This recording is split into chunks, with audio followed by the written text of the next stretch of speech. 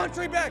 We are protesting for our freedom right now. That's the difference. How did we get here? We have probably been here for a while. It took more than 4 years to get to this place. The question now becomes, where do we go from here? How did we get here? It's a question I have heard frequently.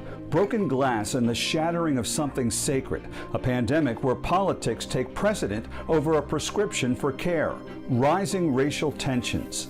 At the core is fractured trust. Trust is foundational to any relationship. Trust has been eroding in government, law enforcement, science, and now each other. When trust is eviscerated from the American psyche, many people will feel sadness, anger, and sometimes victimized. That victimization can lead to scapegoating either politicians, doctors, or journalists. The answer is in you. Remember Hurricane Harvey? Remember how we pulled together through rising waters, miles of destruction, and escalating terror? We know how to be compassionate, kind, and brave. We know how to get from here to higher ground. I'm Bill Prasad, your mental health and wellness expert.